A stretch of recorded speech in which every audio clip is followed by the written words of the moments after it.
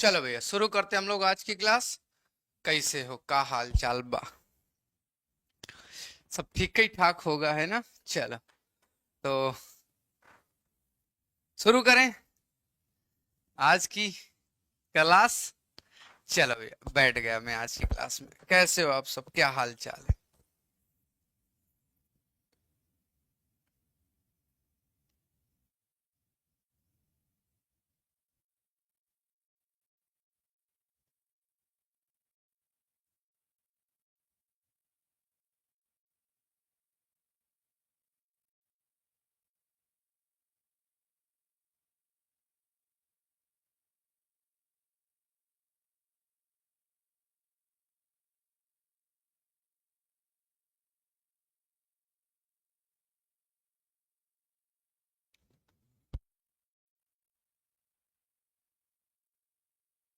भैया किसी का कोई डाउट हो तो पूछ लीजिए।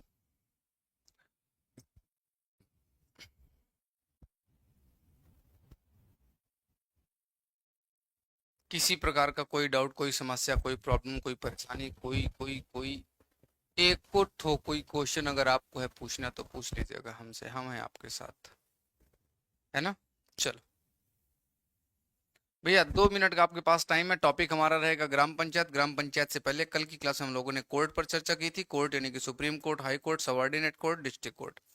देखो अगर आपने नोट्स बनाए होंगे, आपने लिखा होगा, तो डेफिनेटली आपको क्वेश्चंस आएंगे, आपको क्वेश्चन पूछना पड़ेगा। अगर आपने नोट्स बनाए हैं तो आपके पास प्रॉब्लम आएगी, तो आपके पास क्वेश्चन आएगा। अगर आपने उसके एमसीक्यू पीवाईक्यू लगाए हैं तो आपको क्वेश्चन आएंगे, तो आप क्वेश्चन पूछोगे। अगर आपने सच में कोई पीवाईक्यू नहीं लगाया है, आपने कोई क्वेश्चन आपका है नहीं, तो मैं आपको भरोसा दिलाता हूं कि इसका 101% यही मतलब है कि भैया आपने कोई कोई कोई पढ़ाई लिखाई नहीं की, तो कुछ नहीं। तो भैया अगर आप क्वेश्चन लगाओगे तो प्रॉब्लम आएगी, प्रॉब्लम आएगी तो आपका सोल्यूशन मिलेगा। और अगर आपने कोई क्वेश्चन सॉल्व नहीं करना है तो कोई क्वेश्चन, कोई इशू, कोई टेंशन नहीं आएगी। अब नहीं आएगी तो भैया मैं फिर कुछ नहीं कर सकता।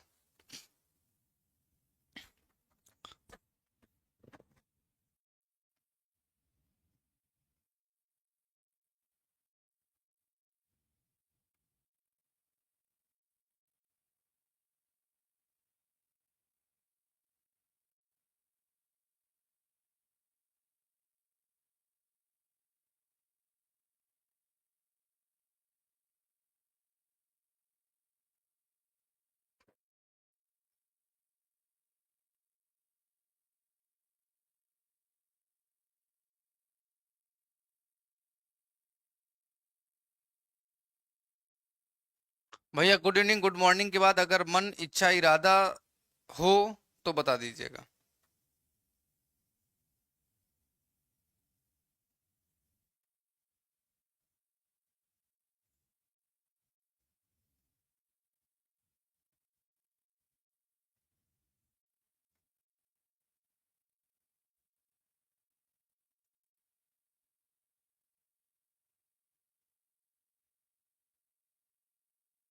भैया पूरा का पूरा 5 मिनट वेट करूंगा। अगर आपका कोई डाउट, कोई समस्या, कोई क्वेश्चन, कोई प्रॉब्लम है तो पूछ लीजिएगा।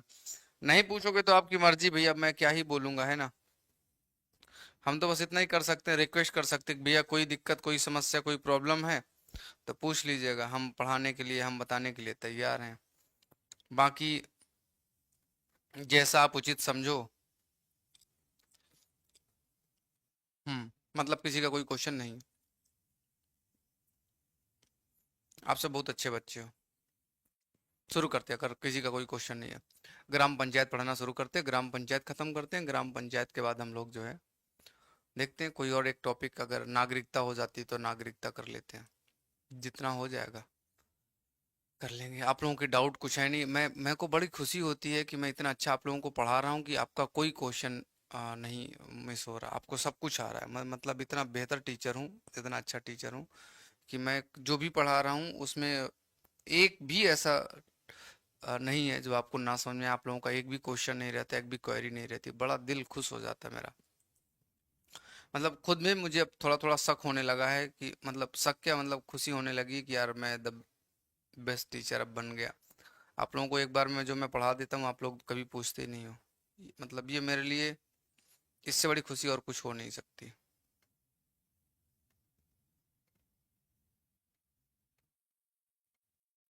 चलो,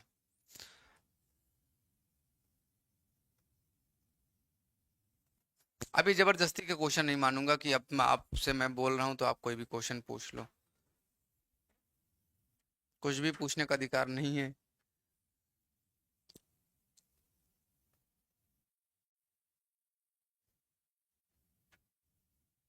नहीं कर सकता, कल भी आपको बताया था, अगर आपने ध्यान से क्लास देखी हो तो कल भी बताया था, आज फिर से बता दे रहा हूँ। संसद कोर्ट के काम में हस्तक्षेप नहीं करता, कोर्ट संसद के काम में हस्तक्षेप नहीं करती, दोनों अलग अलग है, सेपरेट है, दोनों को एक दूसरे से कोई लेना देना नहीं होता। ना तुम हमारे में इंटरफेयर करोगे ना हम तुम्हारे में इंटरफेयर करेंगे। और रही बात, आपको मैंने बताया था कि जो भी काम राष्ट्रपति के होते हैं, सच बात यह है कि वो प्रधानमंत्री के द्वारा ही किए जाते हैं, वो सच बात है। तो इसका मतलब है किसकी नियुक्ति होगी इसका फाइनल डिसीजन प्रधानमंत्री ही करता है, दिखावे के रूप में राष्ट्रपति साइन करता है। तो अभी इस बात में मुझे नहीं लगता कि इंटरेस्टेड हम लोगों को होना चाहिए। आइए बात करते हैं हम लोग ग्राम पंचायत की। किसकी बात करेंगे? बड़ा बढ़िया प्यारा सुंदर सुशील और अच्छा टॉपिक है, नाम है ग्राम पंचायत, है ना। चलो शुरू करते हैं हम लोग ग्राम पंचायत। आप लोगों का कोई क्वेश्चन नहीं था, अब यहाँ पे मैं लिखूंगा नो एनी क्वेश्चन, कोई भी प्रश्न नहीं है। अच्छी बात है, कोई भी प्रश्न नहीं है। चलो पंचायत की बात करेंगे। पंचायत का मतलब सबसे निचले स्तर पर क्या होता है? चुनाव होता है। सबसे निचले स्तर पर, सबसे लोकल लेवल पर इलेक्शन होता है, सबसे निचले स्तर पर क्या होता है? चुनाव होता है। लोकल गवर्नमेंट या हम इसे क्या बोलते हैं? स्थानीय शासन। जमीनी स्तर पर शासन। और जमीनी स्तर पर शासन हमारा एक होता है रूरल, एक होता है अर्बन। रूरल मतलब गांव में, अर्बन मतलब शहर में। गांव में और शहर में, गांव में जो होता है उसमें आपको एक नाम मिलेगा जिसे हम बोलते हैं ग्राम पंचायत, एक होता है जिसे बोलते हैं पंचायत समिति, ये बीच वाला होता है, और एक होता है जिला परिषद, जिले में होता है। ऐसे ही जनसंख्या के हिसाब से नगर में तीन टाइप के नगर होते हैं। एक सबसे छोटा होता है नगर पंचायत, उससे बड़ा होता है नगर काउंसिल, और सबसे बड़ा होता है कॉरपोरेशन। सबसे बड़ा क्या होता है? कॉरपोरेशन। तो जनसंख्या के हिसाब से इनको क्या किया जाता है? डिवाइड किया जाता है, बांटा जाता है।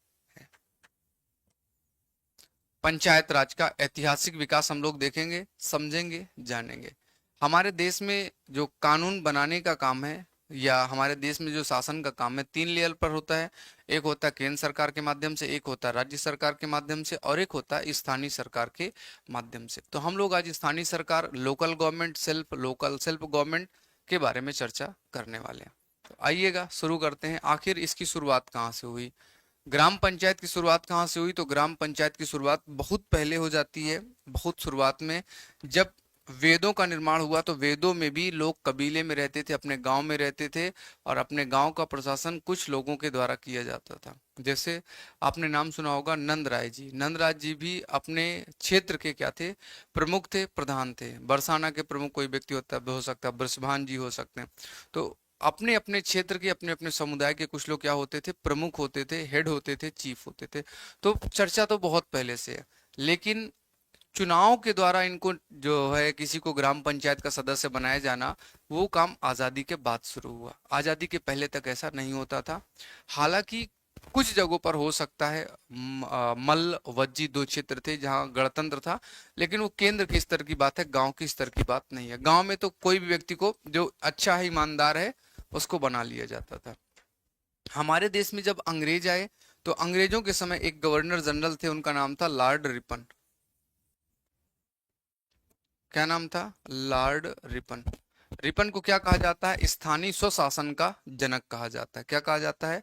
स्थानीय स्वशासन का जनक। स्थानीय स्वशासन का जनक, father of local self government कहा जाता है किसको?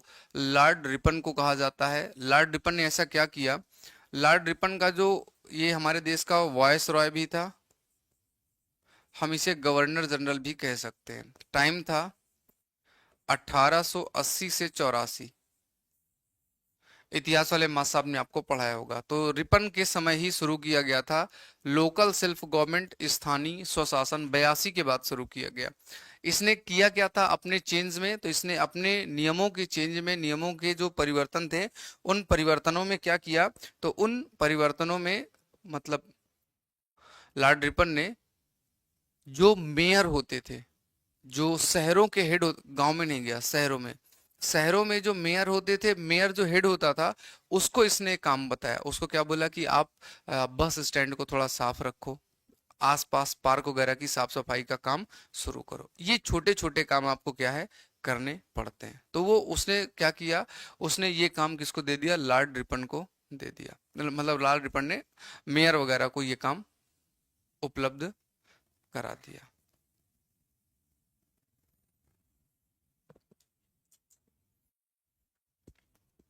इसीलिए इसको हम क्या बोलते हैं? स्थानीय स्वशासन का जनक बोलते हैं। आर्टिकल 40, हमारा संविधान जब बनाया जा रहा था तो डीपीएसपी में directive principle of state policy में, राज्य के नीति निर्देशक तत्व में हमने इस चीज को क्या किया? शामिल किया। हमने इस चीज को किसमें शामिल किया? Directive principle of state policy में, राज्य के नीति निर्देशक तत्व में। राज्य के नीति निर्देशक तत्व, हमने क्या किया? राज्य के नीति निदेशक तत्व, जो डीपीएसपी के जो पॉइंट थे, उन निदेशक तत्वों में हमने इस चीज को क्या किया? शामिल किया। किसकी कहने पर शामिल किया? महात्मा गांधी के कहने पर। महात्मा गांधी जी ने क्या कहा था? भारत गांव में बसता है, भारत गांव में बसता है। भारत शहर को नहीं जानता, भारत कहाँ बसता है? भारत बसता है गांव में। तो हमें किस पर फोकस करना चाहिए? हमें गांव पर फोकस करना चाहिए।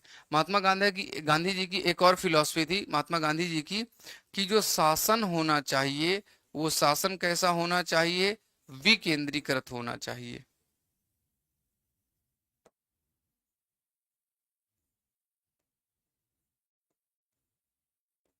शासन कैसा होना चाहिए? डिसेंट्रलाइजेशन होना चाहिए। डिसेंट्रलाइजेशन का मतलब कानून केवल एक जगह पर नहीं बनने चाहिए। क्या होना चाहिए? डिसेंट्रलाइजेशन होना चाहिए। नियमों को क्या है? केवल एक जगह पर कानून नहीं बनने चाहिए। गांधी जी का ये मानना था कि केवल और केवल केंद्र में ही कानून नहीं बनाए जाएं। कानून केवल केंद्र में ना बनाए जाएं, ऐसा नियम नहीं होना चाहिए कि केंद्र सिर्फ ऊपर से नीचे तक कानूनों को क्या करे? लागू करने का काम करे। ऐसे में अच्छा नहीं होगा, क्योंकि ऊपर वाले को राज्य के और गांव के बारे में पता नहीं चलेगा। गांधी जी ने कहा हमारा देश चूंकि गांव में बसता है, तो कानून भी कहाँ बनाए जाने चाहिए? गांव में बनाए जाने चाहिए। एक व्यक्ति के पास पावर नहीं होनी चाहिए, बाकी के सभी व्यक्तियों के पास पावर होनी चाहिए। अर्थात गांधी जी की फिलॉसफी थी कि कानून नीचे से ऊपर की दिशा में बनाए जाएं।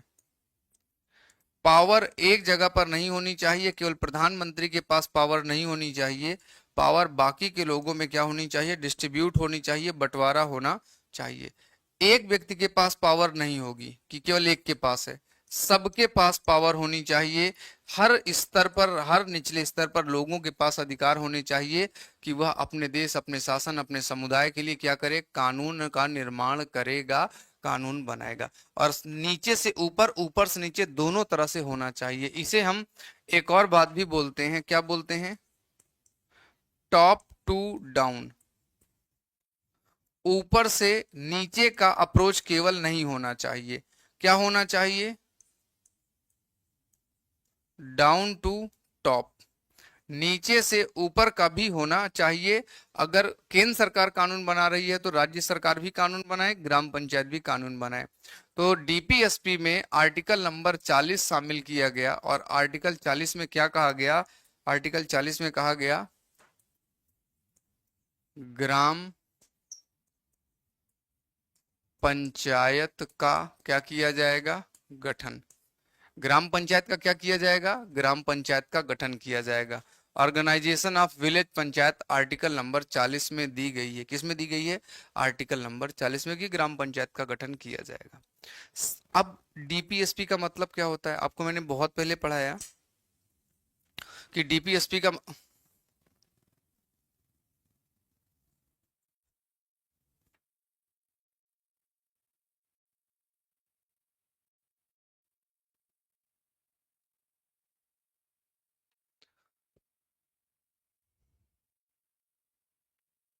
डीपीएसपी का मतलब क्या होता है? डीपीएसपी का मतलब क्या होता है? राज्य के नीति निर्देशक तत्व। कहने का मतलब क्या है? राज्य सरकार जब कानून बनाएगी, राज्य सरकार जब कानून बनाएगी, तो कानून बनाते समय वह भविष्य के लिए भी कुछ बातों को ध्यान में रखेगी। उसका टारगेट होगा कि फ्यूचर में, भविष्य में क्या करे, वो अच्छे नियम बनाए, अच्छे कानून बनाए, और उसके लिए निर्देश दिए गए हैं, उसके लिए आदेश जैसी बातें हैं, निर्देश दिया गया है कि भविष्य में आप लागू करो आर्टिकल 36 से 51 तक। तो आर्टिकल 40 में लिखा है ग्राम पंचायत का भी क्या किया जाए? गठन किया जाए। तो डीपीएसपी का यही टारगेट होता है कि राज्य सरकार को समझाए। तो जब 1950 में संविधान लागू हुआ, डीपीएसपी लागू हुए, तो उस समय हमारे देश में पंचायती राज व्यवस्था नहीं थी। हाँ, कुछ गांवों में जरूर जमींदार हुआ करते थे, और जमींदार अक्सर वही बड़े छोटे राजा हुआ करते थे जिनका शासन तंत्र में सब कुछ क्या कर लिया है? छीन लिया गया है।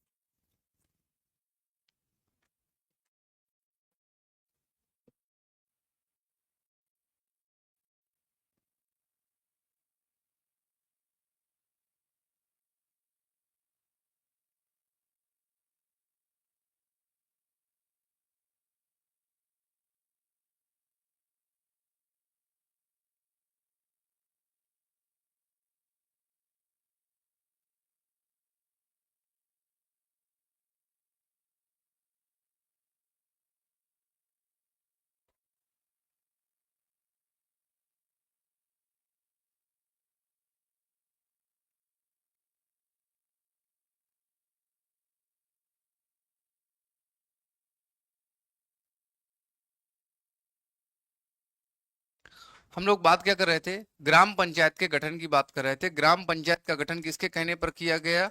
गांधी जी की फिलॉसफी पर हमने इसको क्या किया? संविधान में शामिल किया कि हम क्या करेंगे? इसको लागू करेंगे। तो आर्टिकल 40 को अगर हमें लागू करना है, भविष्य में जब हमारे पास रुपया होगा, संसाधन होगा, भविष्य में जब हमारे पास क्या होगा? पैसा होगा, तब हम इस चीज को क्या करेंगे? समझेंगे, जानेंगे, देखेंगे। आज नहीं, भविष्य में। तो ये जिनका नहीं चल रहा ना, इनको ब्लॉक कर दो। ये डेली का इनका सिस्टम है। हाँ, ये जिनका नहीं चल रहा ना, इनको ब्लॉक मार दो। ये डेली डिस्टर्ब करते हैं। एक दिन का नहीं, इनका डेली का है यार। अच्छा खासा रिदम में होता है ना आदमी, परेशान करने का इनकी आदत हो गई है। आर्टिकल नंबर 40 की बात करें। आर्टिकल नंबर 40 क्या कहता है? आर्टिकल 40 कहता है कि भैया हमें क्या करना है? ग्राम पंचायत का निर्माण करना है।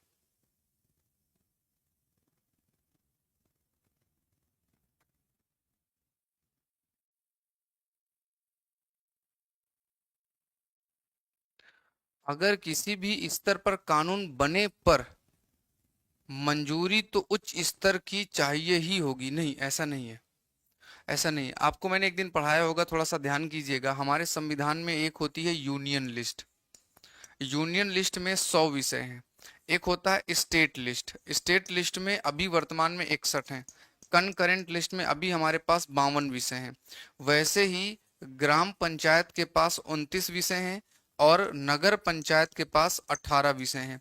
इन पर एक दूसरे में कोई कंट्राडिक्शन नहीं है। जिसके पास जो पावर है, उस पर वही डिसीजन लेगा, वही कानून बनाएगा। दूसरा कुछ नहीं हो सकता। आप लोगों ने पंचायत सीरीज सुनी होगी, आप लोगों ने पंचायत सीरीज देखी होगी। उसमें कई बार पेड़ लगाने के लिए पैसा आता है, लाइट लगाने के लिए पैसा आता है, कि 15-20 लाइट हैं वो लगनी है। 15-20 लाइट है कि वो भाई पूरे गांव में लगनी है। अब ये जो 15-20 लाइटें हैं ये कहाँ लगेंगी, 15-20 लाइटें जो हैं ये कहाँ लगेंगी, तो ग्राम प्रधान बता देगा कि इस जगह पर लाइट लगेगी, तो मोदी जी भी अब इसको हटा नहीं सकते, ये लगेगी। इसमें कोई दिक्कत होने वाली नहीं है। अगर उन्होंने बोल दिया कि पुल बनेगा इसके ऊपर, पैसा आ गया है, और एक बहुत लंबी नदी होती है, नदी तो बहुत लंबी होती है, और उसके ऊपर पुल बनाना है, लोग कह रहे हैं पुल यहां से बनाओ, मोदी जी कह रहे हैं पुल यहां से बनाओ, छोटी सी पुलिया बनानी है, और ग्राम प्रधान कह रहा है नहीं पुल यहां से बनेगा, तो पुल यहीं से बनेगा, मोदी जी भी उसको तोड़ नहीं सकते। पुस्तकालय बनाना है, लाइब्रेरी बनाना है, शादीशाला बनाना है, कांजी हाउस बनाना जहाँ जानवर पकड़े जाते हैं, जिस जगह ग्राम प्रधान ने उंगली रख दी अब वो वहीं बनेगा। कोई दुनिया की ताकत उसे चेंज नहीं कर सकती, हटा नहीं सकती, कोई पनिशमेंट नहीं दे सकती। गांव में जमीनें होती हैं, सरकारी जमीनें, मतलब जब चकबंदी किया जाता है तो कई बार जमीनें फ्री की निकल आती हैं, वो ग्राम पंचायत की जमीन होती है, वो ग्राम पंचायत की जमीन ग्राम प्रधान जिसको दे देगा उसकी जमीन है, बात खत्म। अब उसमें सुप्रीम कोर्ट हाई कोर्ट भी नहीं कह सकता कि तुम ये बड़े आदमी को जमीन क्यों दे दिए हो, उसने दे दिया तो दे दिया, अब वो बचेगी नहीं। तो अब टेंशन नॉट मेंशन नॉट, किसी की हमें जरूरत नहीं होती है। तो आर्टिकल 40 को अगर हमें लागू करना है तो हमें क्या बनानी पड़ेंगी, बहुत सारी समितियां बनानी पड़ेंगी। क्या बनानी पड़ेंगी, हमें बहुत सारी समितियां बनानी पड़ेंगी, और कमेटी सरकार ने बनाई। और जब कमेटी सरकार ने बनाई तो उसमें एक थी जिसका नाम था बलवंत राय मेहता समिति, एक था अशोक मेहता समिति, एक था जीवी के राव समिति, एक था एल एम सिंघवी समिति, एक था थुंगन समिति, और एक था गाडगिल समिति। क्या था, गाडगिल समिति। सरकार ने समय समय पर अलग अलग बहुत सारी समितियों का निर्माण किया। इनमें हर समिति ने कुछ कुछ बातें रिकमेंड की, कुछ कुछ बातें बताई, और उन्हीं के आधार पर हमारे देश में ग्राम पंचायत की शुरुआत की गई, ग्राम पंचायत को चालू किया गया। तो सबसे पहली समिति आती है बलवंत राय मेहता समिति। कौन सी समिति आती है, बलवंत राय मेहता समिति। समिति का गठन किया गया 1957 में। कौन सी समिति बनाई गई, बलवंत राय मेहता।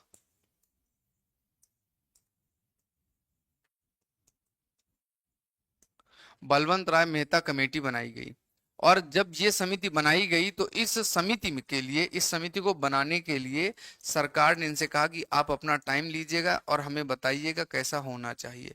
तो बलवंत राय मेहता ने सिफारिश की, बलवंत राय मेहता ने क्या किया, सिफारिश किया कि कैसा ग्राम पंचायत होना चाहिए, क्या डिजाइन होना चाहिए, उसका क्या तरीका होगा, किस हिसाब से चलेगी।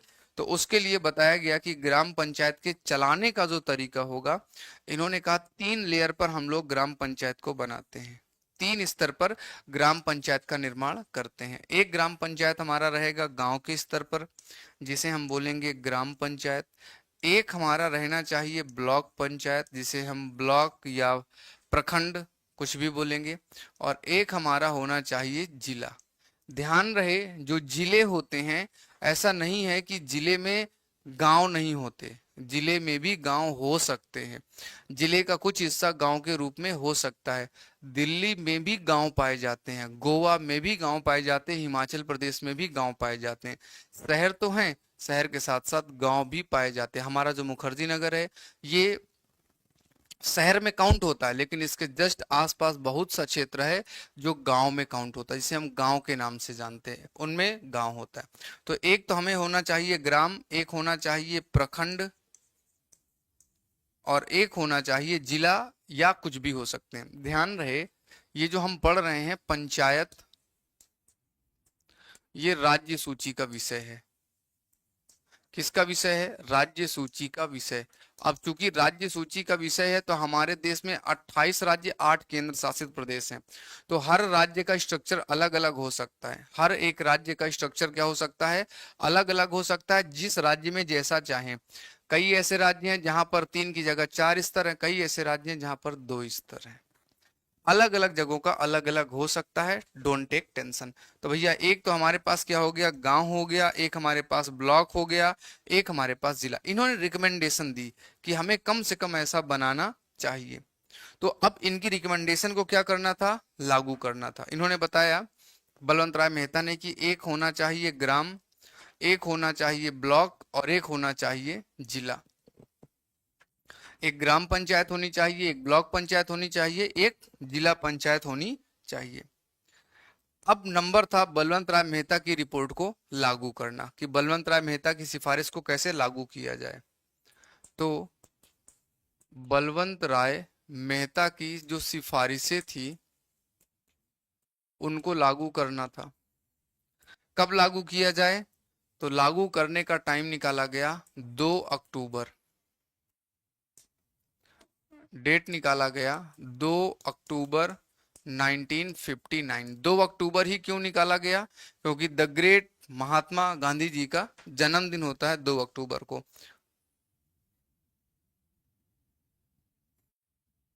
2 अक्ट 2 2 अक्टूबर को क्या होता है, गांधी जी का जन्मदिन होता है। तो गांधी जी का अब क्या हो गया, जन्मदिन आ गया। तो भैया गांधी जी का जब जन्मदिन आया तो उस दिन हमने क्या किया, हमने पहली जगह थी जहां पर उद्घाटन किया गया, और उद्घाटन कहाँ किया गया, नागौर में। नागौर है कहाँ, राजस्थान में है। तो इसका ये मतलब नहीं है कि केवल एक ही जगह पर शुरुआत की गई। कहाँ कहाँ शुरुआत की गई, पूरे के पूरे नागौर प्लस पूरे राजस्थान में, पूरे के पूरे राजस्थान में सेम डे लागू कर दिया गया।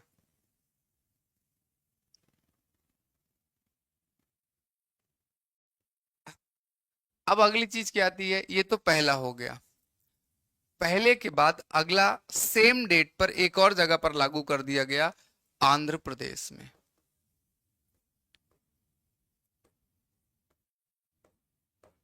सेम डे आंध्र प्रदेश में भी लागू कर दिया गया, और फिर धीरे धीरे पूरे के पूरे क्या हो गया, पूरे के पूरे देश में ग्राम पंचायत का काम शुरू कर दिया गया। अब ग्राम पंचायत कैसे हो, तो ग्राम पंचायत के लिए हमें चुनाव कराना पड़ेगा। क्या कराना पड़ेगा, ग्राम पंचायत के लिए चुनाव कराना पड़ेगा। तो राजस्थान नागौर में उद्घाटन किसने किया था, पीटी नेहरू ने।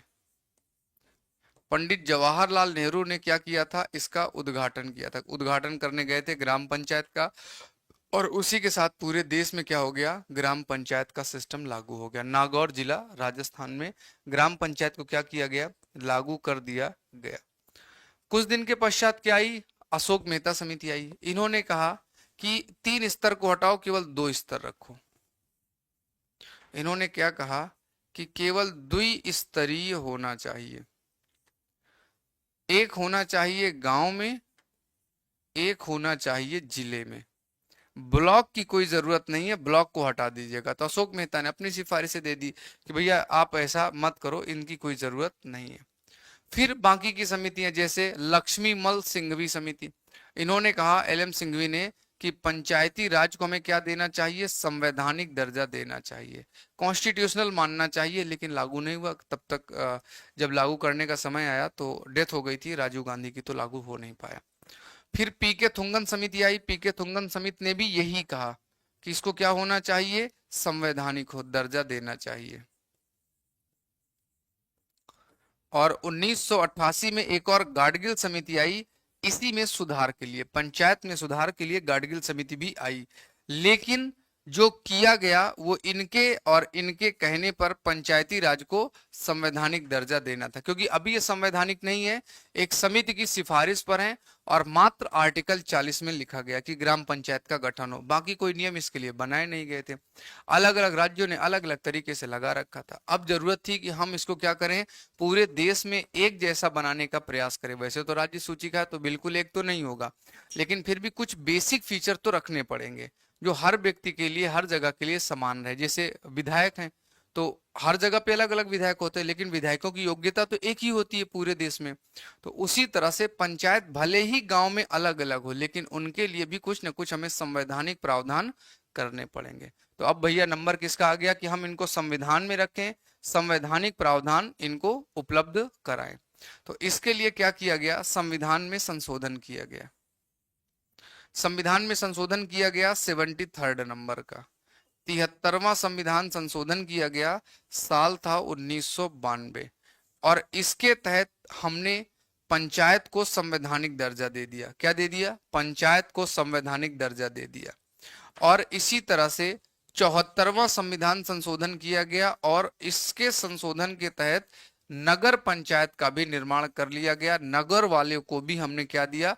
संवैधानिक दर्जा देने की बात मान ली कि चलो इनको भी हम संवैधानिक दर्जा दे देते हैं। तो 1992 और 1992 में 73-74 संशोधन के तहत ग्राम पंचायत, नगर पंचायत को संवैधानिक दर्जा दे दिया गया। अगर आप किसी भी चीज को संवैधानिक दर्जा दोगे तो भैया उसके लिए क्या होना चाहिए? आर्टिकल होना चाहिए। बिना आर्टिकल के तो कुछ होगा नहीं। आर्टिकल 40 में तो वैसे भी लिखा है, और अगर आप चेंज कर रहे हो तो क्या कर रहे हो? तो 73वें संशोधन के तहत संविधान में कुछ चीजें शामिल की गई। संविधान में क्या क्या शामिल किया गया? तो संविधान में शामिल किया गया भाग नंबर 9, पार्ट नंबर 9। नाम इसका रखा गया ग्राम पंचायत।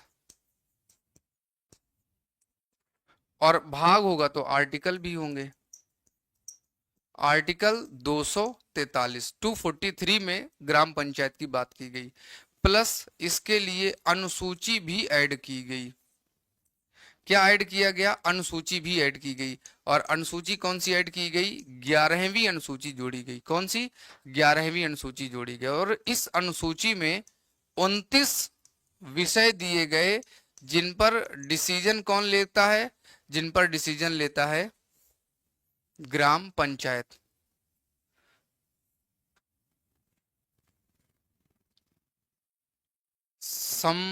संवैधानिक क्या होता है? संवैधानिक क्या होता है? संवैधानिक क्या होता है भैया? संवैधानिक होता है जो संविधान में लिखा गया, उसे हम क्या बोलते हैं? संवैधानिक बोलते हैं। जो संविधान में लिखा है उसे हम संवैधानिक, यानी कि कॉन्स्टिट्यूशन में अगर कहीं लिखा है तो उसे संवैधानिक बोलते हैं। अगर आपको ये बात नहीं पता है कि संवैधानिक किसे बोलते हैं तो शुरुआत से थोड़ा क्लास कर लो। पॉलिटी की शुरुआत में पढ़ा रखा है, समझ में आ जाएगा, है ना? कर लीजिएगा, टाइम मिले, जब कभी मौका मिले, क्योंकि जिंदगी हमारी बहुत ज़्यादा बिजी रहती है तो हम नहीं देख पाते हैं।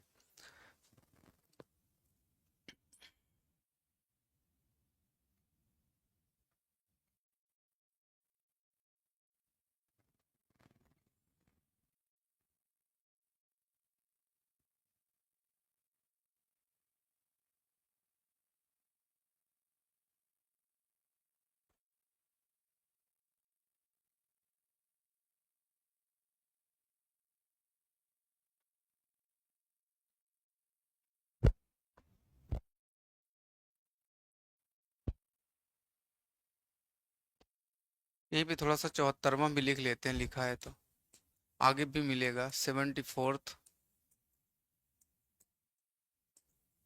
अमेंडमेंट,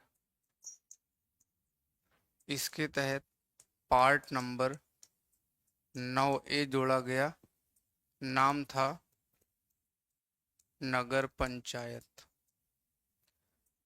इसके लिए आर्टिकल जोड़ा गया 243P और शेड्यूल जोड़ी गई 12। और इसमें कितने विषय दिए गए नगर पंचायत को? 18 विषय दिए गए। कितने विषय दिए गए? 18 विषय दिए गए, जिन पर निर्णय कौन लेता है? यही लोग निर्णय लेते हैं।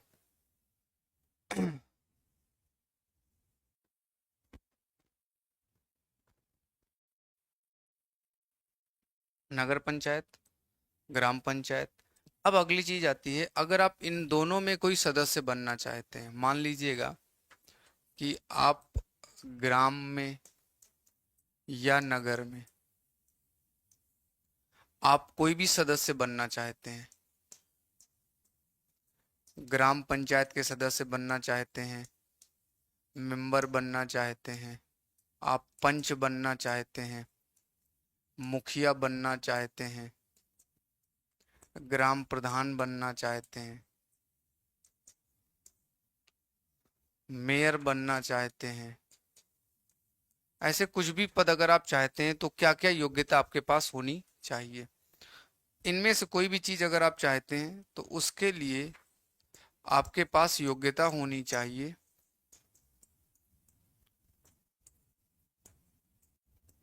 क्या योग्यता होनी चाहिए? पहली योग्यता, भारत का नागरिक।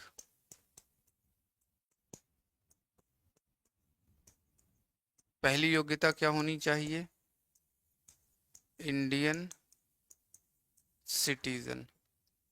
दूसरी योग्यता क्या होनी चाहिए? 25 साल की उम्र। उम्र कितनी होनी चाहिए? 25 साल। किसी को कोई डाउट, कोई प्रॉब्लम, कोई समस्या? 25 साल में किसी को कोई डाउट, कोई दिक्कत, कोई समस्या?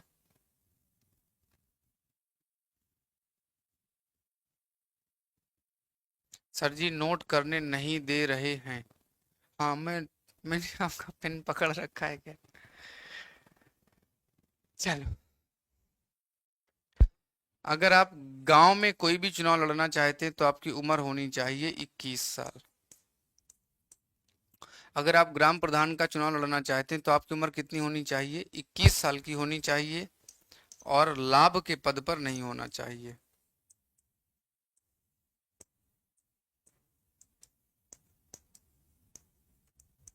क्या नहीं होना चाहिए? 21 साल की उम्र होनी चाहिए, और 21 साल की उम्र के साथ क्या होना चाहिए? लाभ के पद पर होना चाहिए। अगली चीज आती है चुनाव। अगर आप ऐसे किसी भी पद पर जाना चाहते हैं तो इलेक्शन होगा। इलेक्शन में पहली चीज आती है वोटर, मतदाता। चुनाव कैसे होगा? वैसे ही जैसे लोकसभा का होता है। दूसरा होता है चुनाव का तरीका। आखिर चुनाव किस तरीके से होगा? अगर चुनाव होता है तो चुनाव का तरीका क्या होगा? तो ध्यान रहे, वोटर्स कौन होंगे?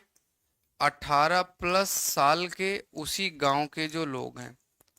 18+ साल के जो भी लोग हैं उस गांव के, वो सब वोटिंग करेंगे और कोई वोटिंग नहीं करेगा। मुखिया लोगों का क्या काम होता है? मुखिया लोगों का काम होता है, जो भी 29 विषय हैं, साफ सफाई, रख रखाव, पुल पुलिया, सड़क, बिजली, महिला, पानी, सुरक्षा, ये सब व्यवस्था उनके पास होती है।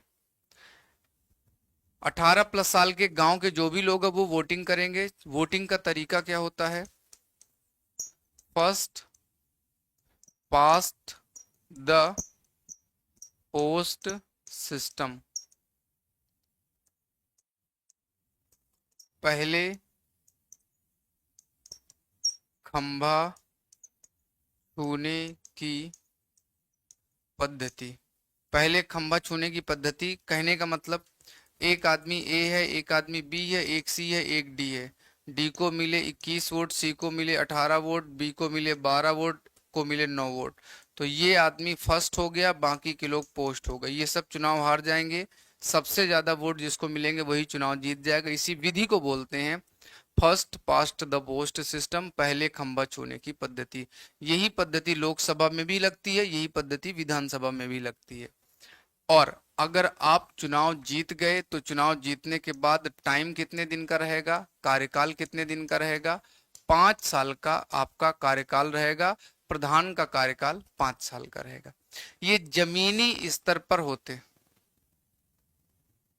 लाभ के पद मतलब, हाँ, गवर्नमेंट का पद मतलब सरकारी नौकरी में नहीं होना चाहिए।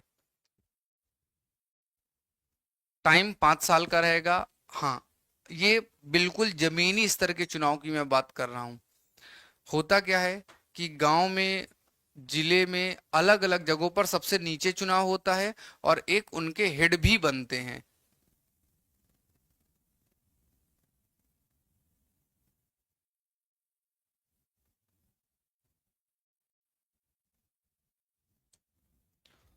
जो वार्ड मेंबर होंगे, ग्राम प्रधान होंगे, उनकी उम्र 21 साल होगी। लेकिन वार्ड मेंबर का जो हेड बनेगा नगर पंचायत में, गांव में जो ग्राम प्रधान, पूरे राज्य के ग्राम प्रधानों का जो हेड बनेगा, या ब्लॉक में जो बीडीसी होते हैं उनका जो प्रमुख बनेगा, उसकी उम्र 25 साल होनी चाहिए। ग्राम पंचायत की उम्र तो 21 चल जाएगी। लेकिन अगर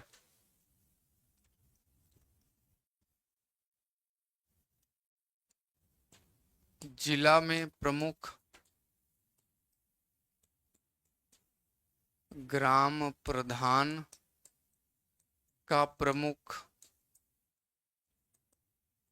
ब्लॉक पंचायत का प्रमुख। ऐसा कुछ पद आपको लेना है तो आपकी एज 25 साल होनी चाहिए। और अगर वार्ड मेंबर बनना है, आपको ग्राम पंचायत का चुनाव लड़ना है, पंच बनना है, तो आपकी उम्र 21 साल में चल जाएगी। आपके जो हेड बनेंगे उनकी उम्र 25 साल होनी चाहिए।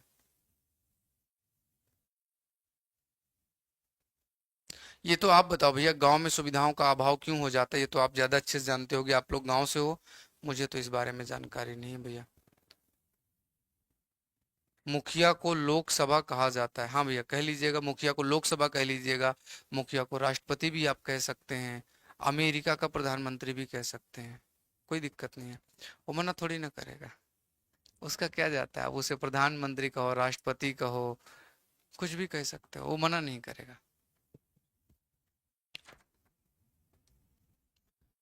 हर एक गांव का क्या होता है? हर एक गांव का प्रधान होता है।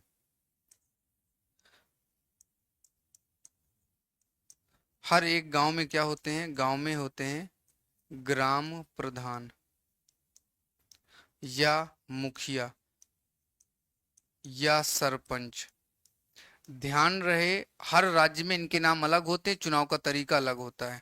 मैं सिर्फ कॉमन बता रहा हूँ, आपके राज्य का अलग हो सकता है। ये हर राज्य में कई हजार ग्राम प्रधान, कई हजार या मुखिया या सरपंच हो सकते हैं।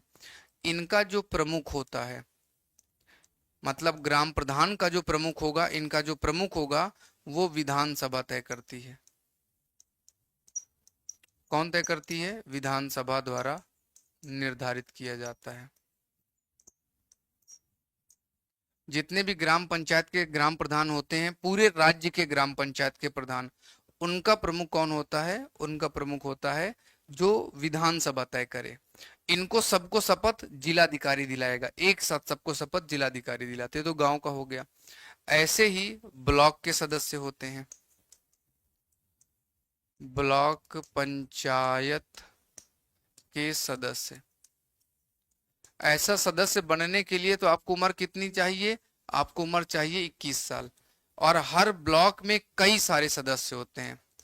अगर मान लीजिएगा हमें ब्लॉक समिति का निर्माण करना है, तो ब्लॉक समिति में बहुत सारे पद होते हैं, बहुत सारे लोग होते हैं जो चुनाव जीत कर आते हैं। और इनका जो प्रमुख होता है, जिसे हम ब्लॉक प्रमुख के नाम से भी जानते हैं, जो ब्लॉक प्रमुख होता है, ये आपस में चुनते हैं। क्या करते हैं? आपस में चुनते हैं। इसका विधानसभा द्वारा चुनाव नहीं होता है। आपस में हर ब्लॉक के ब्लॉक प्रमुख का चुनाव आपस में कर लिया जाता है। हमारे इधर एक पंचायत में 3-4 विलेज हैं। हाँ, तो एक पंचायत में 3-4 गांव हो सकते हैं, क्योंकि जनसंख्या अगर कम हो रही है, 40-50 लोग आपके यहाँ हैं, 100-200 लोग आपकी पंचायत में, 100-200 लोग दूसरी पंचायत में, तो ऐसे में ज़्यादा भार बढ़ाने से अच्छा है 5-6 गांव की जनसंख्या को मिलाकर चुनाव करवाया जाए। सर, गुस्से में प्यार से उल्टा बोलते हैं। मैं प्यार में गुस्से से उल्टा बोलता हूँ, आप बिल्कुल टेंशन मत लीजिएगा। फिर आता है जिला। हर जिले में 3-4 जिला पंचायत के चुनाव होते हैं, कई क्षेत्र में बांट दिया जाता है। और फिर इसके बाद उनको सबको क्या किया जाता है? जोड़ के जिला पंचायत अध्यक्ष बनाया जाता है। जिले का सबसे बड़ा पावरफुल आदमी होता है जिला पंचायत सदस्य। सांसदों से भी ज्यादा पावर रखता है जमीनी स्तर पे। सांसदों से भी ज्यादा पावर रखता है, बहुत बहुत बहुत पावरफुल आदमी होता है। डीएम वगैरह सब उसके सामने कुछ नहीं होते। बहुत दमदार पद होता है। खैर, आपको समझ में आया नहीं होगा, क्योंकि हर राज्य का अलग होता है। हमें सिर्फ कॉमन चीजें याद करनी है। पंचायत में चुनाव होगा तो चुनाव का तरीका कैसे होगा? डायरेक्ट। जिसको आप वोट दे दोगे उसी के पास आपका बैलेट पेपर चला जाएगा, वही व्यक्ति चुनाव जीत जाएगा। निर्वाचक मंडल में वोटर कौन होते हैं? जिसकी उम्र 18+ साल की होगी, वो सभी लोग वोटिंग करते हैं। चुनाव में रिजर्वेशन कैसे है? वोमेन्स का रिजर्वेशन है। वोमेन का रिजर्वेशन टोटल का 1/3 है। महिलाओं का आरक्षण, जितने ग्राम प्रधान चुने जाएंगे उनमें 1/3 महिलाएं होंगी। जितने ब्लॉक पंचायत चुने जाएंगे पूरे राज्य में, उनका 1/3 महिलाएं होंगी। पूरे के पूरे राज्य में जितने जिला अध्यक्ष चुने जाएंगे, डिस्ट्रिक्ट के हेड चुने जाएंगे, मेयर चुने जाएंगे, उन सब का 1/3 महिलाएं होंगी। अब एक ही मेयर चुना गया तो वो महिला नहीं होगी, वो फिर उसका टेंशन की बात नहीं है। फिर वो रिपीट किया जाएगा कि एक बार महिला, अगली बार पुरुष, अगली बार महिला, अगली बार पुरुष, ऐसे रिपीट किया जाता है। शेड्यूल कास्ट और शेड्यूल ट्राइब्स का भी रिजर्वेशन है। कैसे? According to population. उस राज्य में जितनी जनसंख्या है, जितनी जनसंख्या होगी उसी जनसंख्या के हिसाब से, जनसंख्या के अनुसार। अगर मान लीजिएगा 10% शेड्यूल कास्ट है तो 10% ग्राम प्रधान शेड्यूल कास्ट बनेंगे। 20% शेड्यूल कास्ट है तो 20% ग्राम प्रधान शेड्यूल कास्ट के बनेंगे। यानी कि महिलाओं का भी रिजर्वेशन है, शेड्यूल का, शेड्यूल ट्राइब्स का भी रिजर्वेशन है। और अब लोकसभा विधानसभा में भी महिलाओं को रिजर्वेशन देने का नियम पास हो गया है, अभी नहीं दिया गया, 29 में दिया जाएगा। जब साल 2029 में लोकसभा का चुनाव होगा तो वहां पर 1/3 महिलाएं आपको देखने को मिलेंगी लोकसभा में। तो ये भैया आरक्षण अलग से याद रखेंगे, ये महिलाओं का 1/3 है मिनिमम, और जनसंख्या बाकी शेड्यूल का, शेड्यूल ट्राइब्स का भी होता है। दिव्यांग चुनाव नहीं लड़ सकते।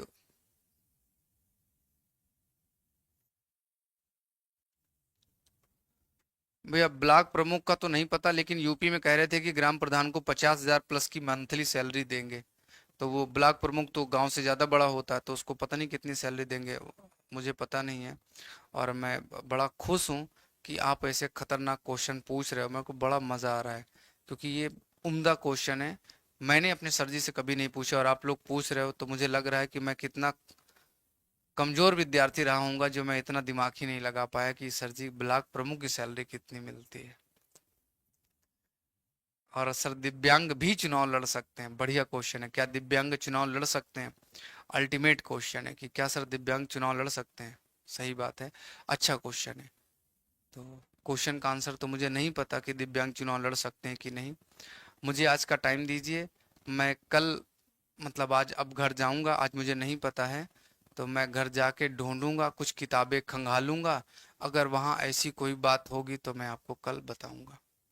तो उम्मीद करता हूँ कि आप नाराज नहीं होंगे, आज नहीं बता पा रहा हूँ, है ना, क्योंकि मुझे नहीं पता सब कुछ। मैं कल बताऊंगा। आज के लिए किसी तरह से काम चला लीजिएगा, मैं कल आपको बताऊंगा। आज के लिए माफी, कल के लिए वादा। चलो भैया, तो रिजर्वेशन भी हो गया महिलाओं का और शेड्यूल का, शेड्यूल ट्राइब्स का। अगला आता है नगर निगम के बारे में बात। सेम टू सेम जैसे ग्राम में होता है वैसे क्या होता है, नगर में भी होता है। नगर पालिका आपकी 3 कैटेगरी में बांटी जाती है। अगर किसी भी जिले की जनसंख्या या किसी क्षेत्र की जनसंख्या कितनी है, 20,000 या उससे, उसके आसपास पहुंचती है, अगर 20,000 जनसंख्या है तो वहां नगर पंचायत का चुनाव होता है, वहां नगर पंचायत बनाई जाती है। क्या बनाई जाती है? म्युनिसिपल पंचायत या नगर पंचायत का निर्माण किया जाता है। एक जिले में कई हो सकती है नगर पंचायत, कई ब्लॉक में जनसंख्या ज्यादा होती है, कई शहर बहुत बड़े बड़े जनसंख्या के होते हैं, तो वहां पर नगर पंचायत बनाई जा सकती है। लेकिन ऐसा क्षेत्र जिसकी जनसंख्या 20,000 से 3 लाख तक है, वहां पर हम क्या बनाएंगे? वहां पर हम बनाएंगे नगर परिषद। यानी कि क्या बनाएंगे? काउंसिल का निर्माण करें। पहले पंचायत, दूसरा काउंसिल, और फिर तीसरा आता है जहां पे जनसंख्या 3 लाख से ज्यादा हो, तो वहां पर मेयर वाला जो होता है, यानी कि कॉरपोरेशन का निर्माण किया जाता है। किसका निर्माण किया जाता है? कॉरपोरेशन का, यानी कि नगर निगम का। और भारत का पहला नगर निगम कौन सा था? तो भारत का पहला नगर निगम जो था उसका नाम था मद्रास। भारत का पहला नगर निगम कौन सा था? सेम टू सेम, जैसे ग्राम का वैसे नगर का, गांव के जैसे, ग्राम पंचायत जैसा। यानी कि 18+ साल और डायरेक्ट इलेक्शन। डायरेक्ट को ही हम लोग क्या बोलते हैं? First past the post system, प्रत्यक्ष चुनाव होता है। 74वें संशोधन की बातें पीछे लिख दी हैं। पहला नगर निगम कौन सा था? पहला नगर निगम था चेन्नई, आज भी मौजूद है। चेन्नई पहला नगर निगम था। सर अगर किसी वार्ड में शेड्यूल का शेड्यूल ट्राइब्स नहीं है तो क्या उस वार्ड में भी शेड्यूल का शेड्यूल ट्राइब्स का आरक्षण होगा? भैया ये भी बहुत बेहतर क्वेश्चन है सादाब जी, एक्सीलेंट क्वेश्चन है। मैं इसको भी लिख लेता हूँ, मैं इस पर भी आपको कल बताऊंगा कि अगर शेड्यूल का शेड्यूल ट्राइब्स किसी जगह पर नहीं है तो क्या उनके लिए आरक्षण होगा। जेन्युइन बात है भाई। सर MH29 सब्जेक्ट कौन से होते हैं?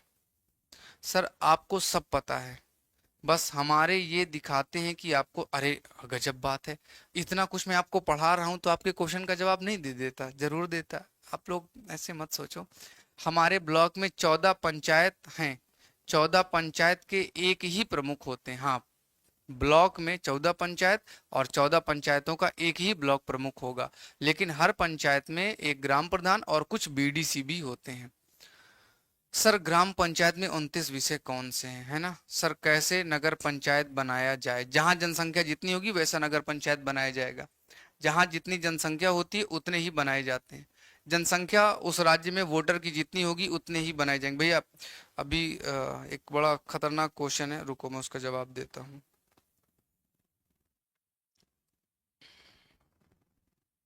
आप सब लोग सोने बाबू हो, है ना, क्यूटी पाई हो अपने घर परिवार के। अब आप लोगों को अगर नहीं बताया जाएगा तो किसको बताया जाएगा? चलो भैया 11वीं अनुसूची के विषय आपको मैं बता देता हूँ, याद तो मुझे है नहीं, पढ़ के सुना देता हूँ।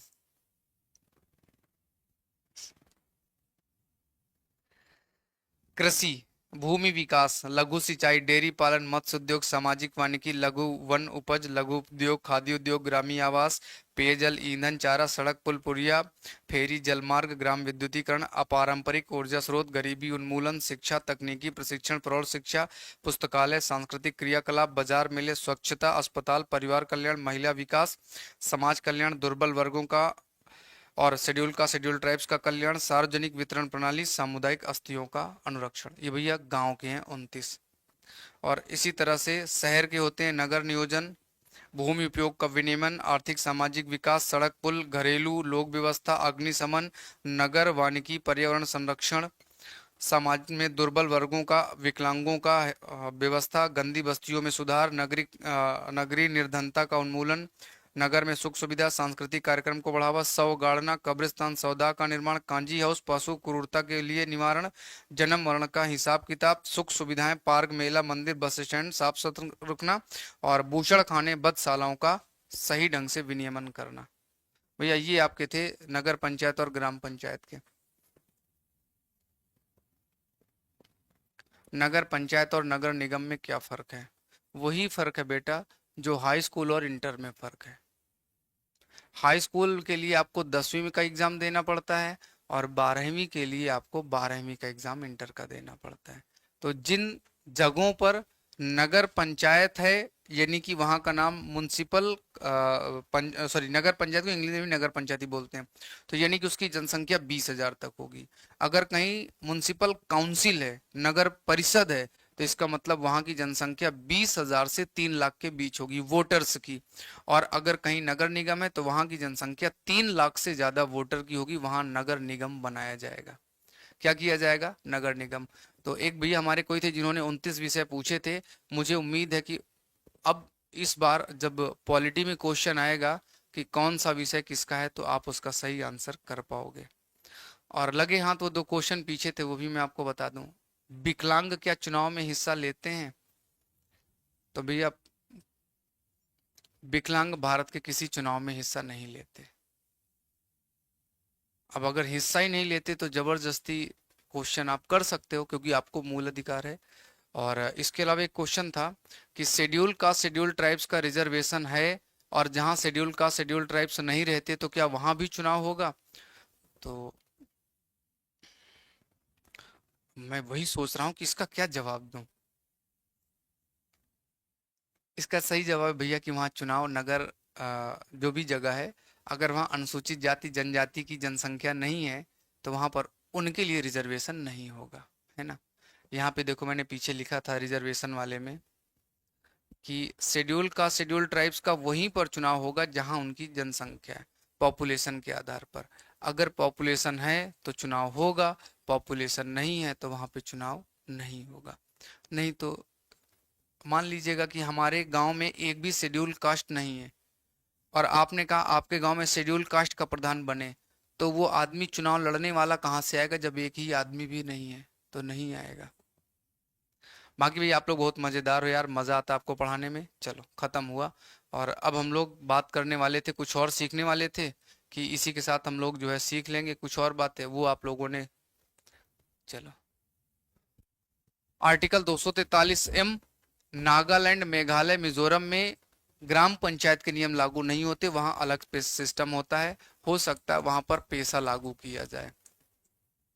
ये भूरिया समिति की सिफारिश पर आया था, भूरिया समिति की सिफारिश पर 2006 के बाद और इनको पावर दे दी गई। होता क्या है कि जो जंगल में रहने वाले लोग हैं वो चुनाव का सिस्टम नहीं जानते, तो उनके यहाँ पर कोई दूसरा तरीका होगा, कोई दूसरे हिसाब से चीजें व्यवस्थित की जाएंगी।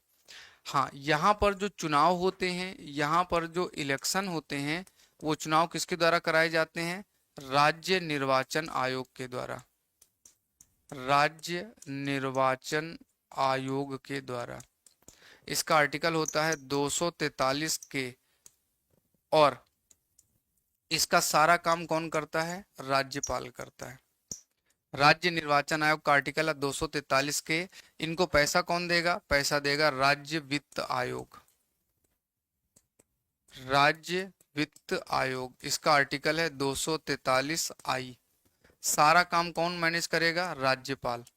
कितने दिन तक पद में रहेगा, कैसे पद में रहेगा, क्या काम करेगा, सारा काम कौन करता है? सारा काम यही करते हैं भैया। तो आज की क्लास आपकी खत्म हुई, यहाँ से हम लोग कल करेंगे। पैसा तो बताता, लेकिन अब आप लोगों ने बीच में डिस्टर्ब कर दिया, तो कल याद दिलाइएगा।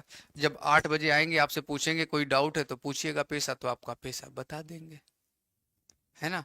लेकिन जहाँ चुनाव नहीं कराने थे वहां पर पैसा का नियम है, वहां चुनाव दूसरे तरीके से होते हैं, बस इतना समझ लीजिएगा। जल जमीन जंगल में उनके अलग अधिकार होते हैं। ठीक है, चलो क्लास में मिलते हैं, क्योंकि टाइम हो गया है, वाईटी का टाइम हो गया ना, तो यूट्यूब में मिलते हैं और बढ़िया से वहाँ क्वेश्चन करते हैं। और जिसका कोई डाउट है कॉपी में लिख लीजिएगा, कल सुबह 8 बजे, मतलब मंडे को 8 बजे आके पूछ लीजिएगा। ओके, चलो done, bye bye, take care.